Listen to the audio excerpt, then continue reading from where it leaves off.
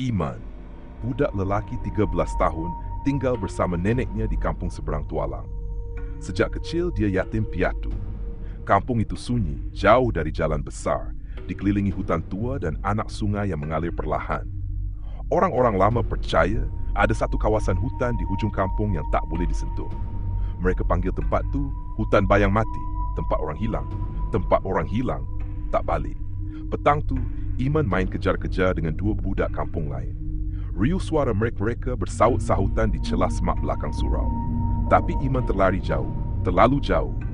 Sampai dia perasan sekelilingnya dah senyap dan dia keseorangan. Waktu dia pusing nak patah balik, dia ternampak sesuatu tergantung di dahan pokok mati. Sehelai kain putih tersangkut macam sengaja diletakkan di situ.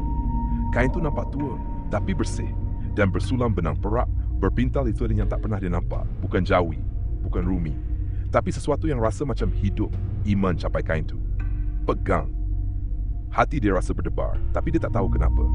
Bila dia sarung ke bahu, angin hutan terus terhenti. Bunyi cengkerik lenyap. Udara jadi tebal dan diam. Dia pandang ke bawah. Bayangnya dah tak ada.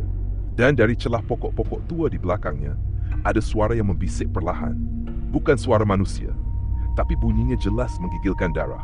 "Engkau dah nampak kami."